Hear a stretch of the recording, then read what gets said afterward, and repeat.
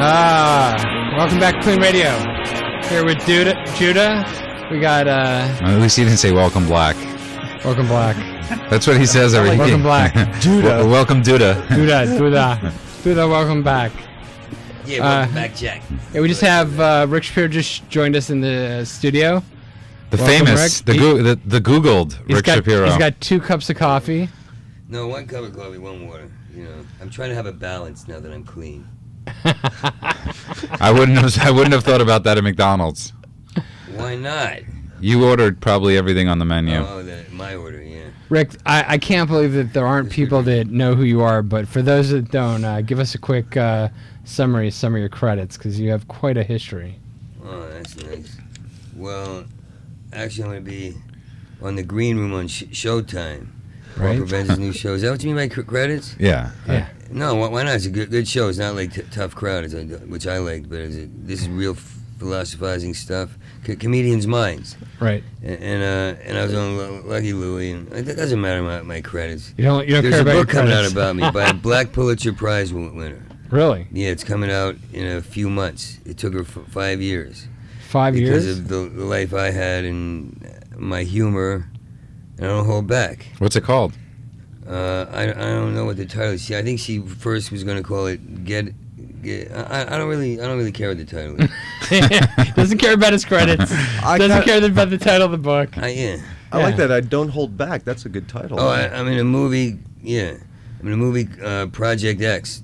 Todd Phillips and some name you're supposed to name drop out here. But Todd Phillips is great. You were it's a really good movie. You were in Pootie Tang, weren't you? If you didn't blink. Yeah. That's normal guy humor. Or if you blink, you missed him. That's my mother. I saw that credit and I was like, you know what? I don't remember seeing Rick in Pootie Tang. I don't remember seeing the movie. Then I don't remember seeing Pootie Tang. So. No, but this movie coming out is good. I play a pothead arsonist. Right. And it's Joel Silver produced it too, so it's always good. And Todd Phillips is The Hangover. Yeah, he's great. Old school. It's exciting. They just screen tested his 2 points under the Hangover, so I hear that's good. That's great. And I'm in the books as Satiristas. I'm not good at the credits, but I guess you got to do it. Yeah, people got to know. They got to know that you're not just this. Guy on the air. Yeah, they got to know who you are. I'm Rick Shapiro. I was on Lucky Louie. I played Uncle Jerry. And there's a book coming out which may be titled Getting It Right by Adrian LeBlanc. And the other stuff I said. That was so much. He's having attitude. I thought there was comedians doing the show. I'm so used to comedians. Well, you are a comedian. Yeah, I'm a comedian. You are one of the funniest comedians I have to say I've ever seen. Although you are incredibly hard to follow sometimes because you just go at it. It's so funny because I'm not incredibly hard to follow. Although you haven't seen me in a while since I've been out here. You saw me like, what, 8 months ago or something? No, I've seen you. I thought he was about to say 8 years ago. You did this. You do. I've seen you do it a couple times. Club. No, I saw you there, but then I saw you again at some other hall. It was over in Venice. I forget the name of it. It was like that living room. And you went on for about 2 hours about Starbucks coffee. No, then you missed everything. And I take that as an insult that you say Starbucks because it's sociological, it's consumerism, it's the psychic landscape. I'm not saying your act. I'm just saying it. You said I went for 2 hours about. Well, that was Starbucks. that was the thread, right? Because you were in the Starbucks. And then you just dissect everything from the perspective of... Well, it's... Why do I have a feeling he's going to jump over the console? Yeah, because I don't like being narrowed down to that. Right? Because I'm not a hack Starbucks comedian, Andrew. But he actually paid me a huge compliment. I really would have appreciated that you said, psychic landscape, consumerism, sociological, so I wonder why you didn't. Why center on the Starbucks thing? No, I know why, but it concerns me. We're getting uncomfortable in here. But Rick actually paid me a huge compliment outside. Did you mean because me when you said hack Starbucks comic? No, you said that. You got no. I didn't say hack. Yes, he did. You did. No, I didn't. I didn't say hack. I wouldn't say hack. Okay. No, but you actually paid me a huge compliment outside. I was because we've known each other for a long time. And you didn't remember it in the beginning, but then you said you were really. Then you said you were really nice to me when you finally remembered me because we used to live in the same apartment building. Yeah, you were really a tremendous guy. Really nice to me. Like that's past tense. Other people would misjudge. No, that's. Well, I've known your brother also for years. You know, so. Oh yeah, is that why you felt? Yeah, well, you know, we all got sober in the same place in Midnight in New York. So there's a certain commonality. Well, no, I think you were really nice. I appreciate that. Because a lot of people I see from Midnight, I turn the other way. Yeah, me too. Yeah. Most of the people, actually. Midnight's this place in New York. Let's just explain. Midnight's this place in New York. It's like a meeting place. It's an AA meeting place where you could see anybody from like a Hasidic Jew to a transsexual, transvestite, you know, and it runs the gamut in between. And it's exciting. It's fun. It was a great place to get sober. 1-2 trannies who don't know they're trannies eating chicken soup at a dumpy diner, saying we never. Don't worry, you're sober now. You never have to get a job. Just be with us. I thought they were angels from heaven. But also I'm on Wellbutrin, so I might be a little edgy.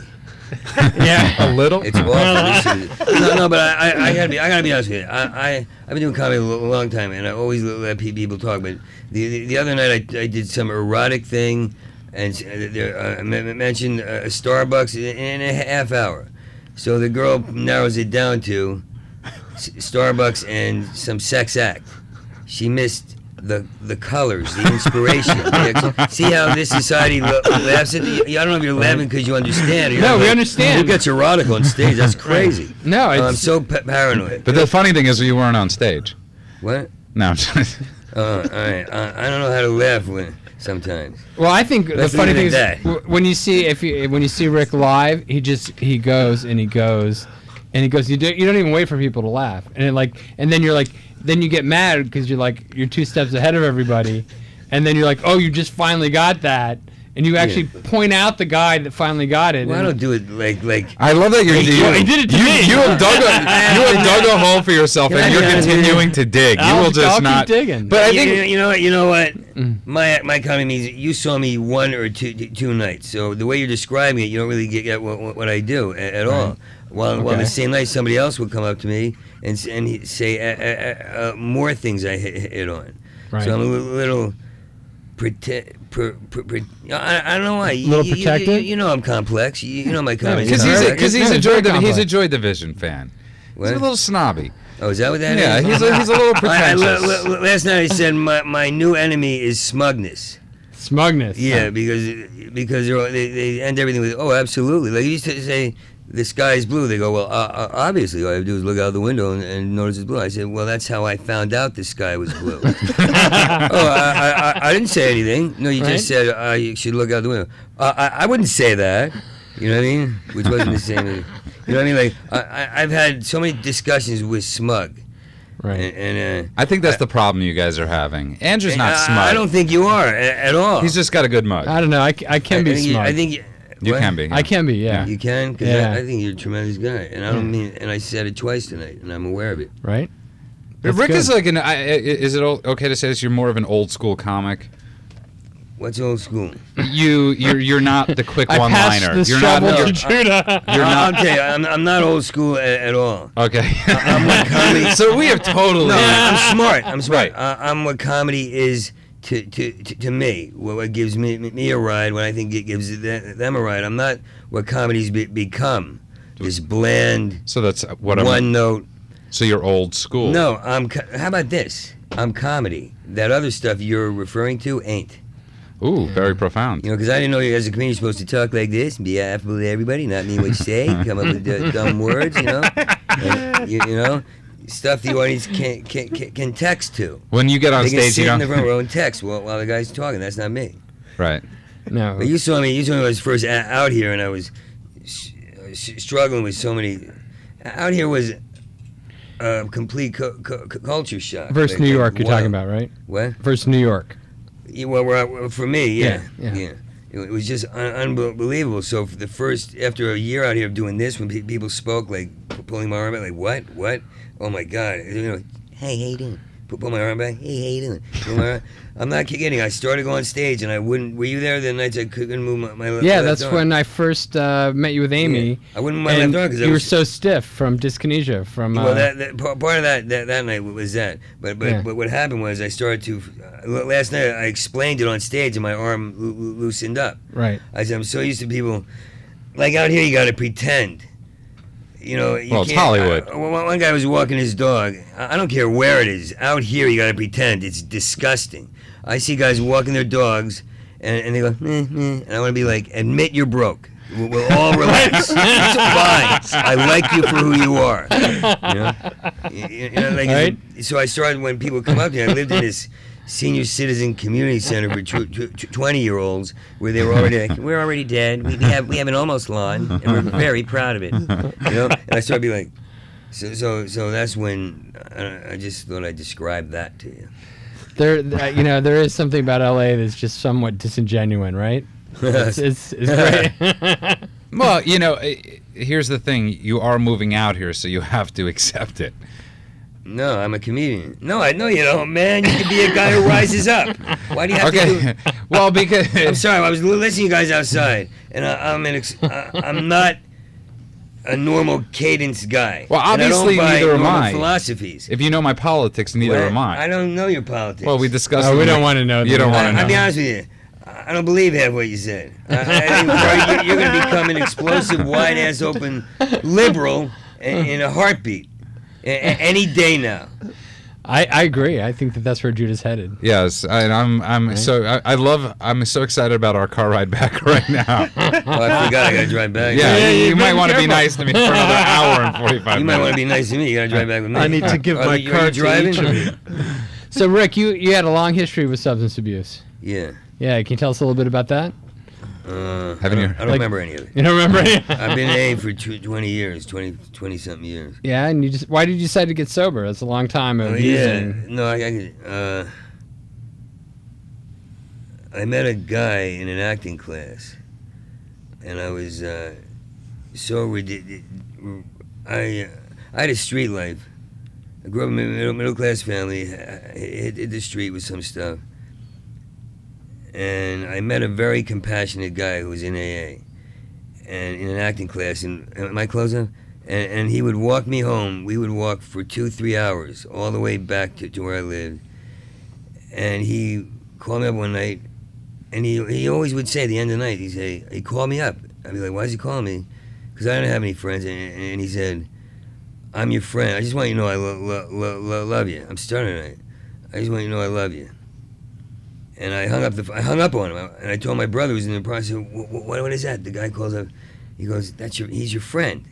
Because before the drugs and alcohol, my father was violent and crazy, and he didn't tell me how to do a thing. So when I didn't know how to have friends. I didn't know what anything meant, and I had a regular job. I started smoking coke and heroin. I worked in parts of like the mob, which I actually escaped from, which cracks me up, because they kind of pulled back and said, "Why are we letting you go?" You know, they cornered me in the store with their overcoats. They said, "No, nobody leaves." And I'm sitting there and I squeezed by like. Really, and I said, I just want to be an actor. And he looked at me, this violent guy looked at me like, you know, like, and nobody could see it. And he opens his coat so I could leave. He goes, like, why am I letting you do this? And I wanted to say, because I'm adorable. Did I just say that? Did I say adorable twice? No, you said. I lose time. Was I in the men's room just now arguing in the mirror? I know where I'm not. But I found this guy, and he turned out to be an AA, and I was a horrible actor in acting class. I acted with my back to the audience. I was always coming off shit, stuff. Sorry, that was just once or twice. That's okay. We got that one.